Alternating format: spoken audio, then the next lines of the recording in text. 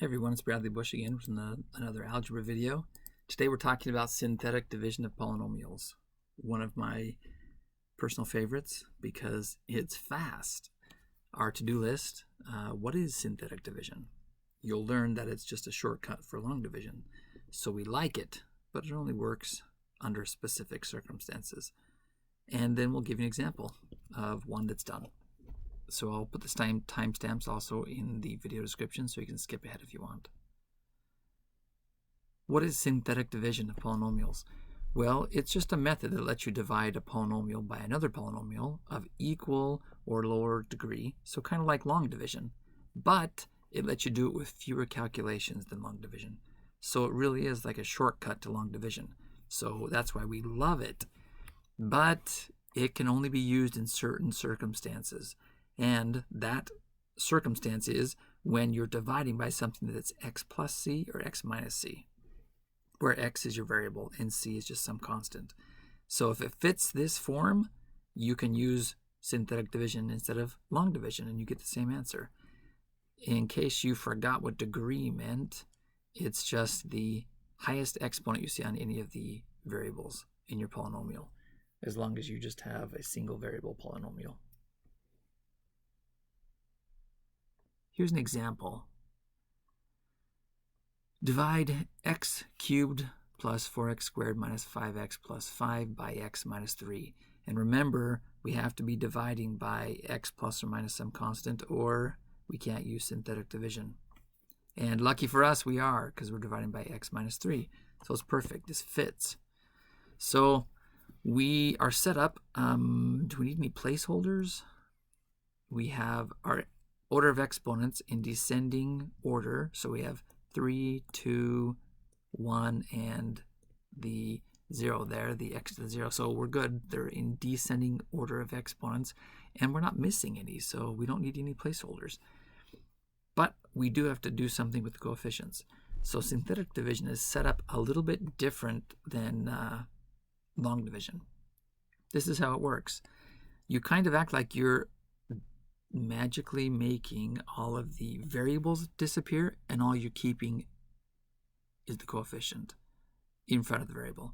So in front of the x to the third, we have a 1. So we write down a 1 in our first spot.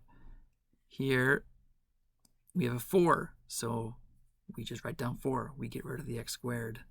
Next, we have a negative 5. We get rid of the x.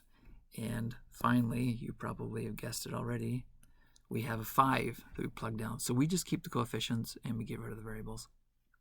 So now you're probably asking, where does this 3 come from? Well, if we're dividing by x minus 3, this is the factor associated with a potential root that we're looking for. So if we took that x minus 3, and I just deleted the 3, let me put that back up there.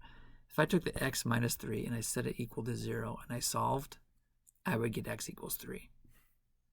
By taking positive 3 on both sides, adding positive 3 on both sides, we would get an x plus, or x equals 3. And that 3 is where this 3 comes from. So in long division, you actually use the factor right here, x minus 3. You use the factor form to divide. But in synthetic division, you use the root that's associated with that factor. So it's just like you're setting the x plus or minus some constant equal to 0 and solving for x. And that number, that's what you put out front. So now we have everything set up, and we're ready to do our synthetic division. And don't blink, because you just might miss it. It's that fast. So the first thing we do is the first number drops down. So here it's a 1, so we just drop it down a 1.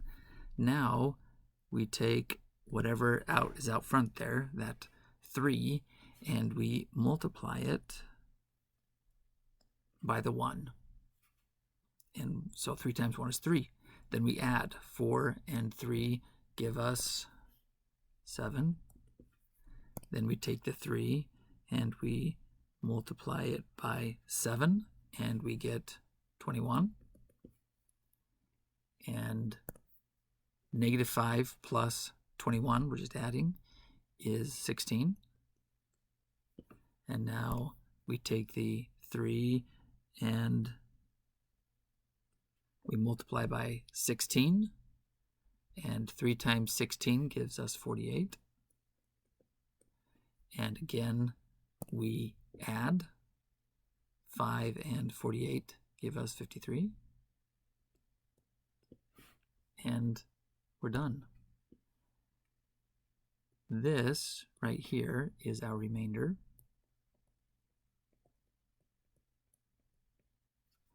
And we can write out our answer. How do we know how to write out our answer? Well, in long division, when we did one iteration, we dropped a degree every time we dropped a degree. So here we start out with 3 as our largest exponent. So when we started, this really was the x cubed column. This was the x squared column. This was the x column. This was the constant column. After we're done, we drop 1 exponent all across the board. So this now is the x squared column. This is the x column. This is the constant. And we have our remainder at the end.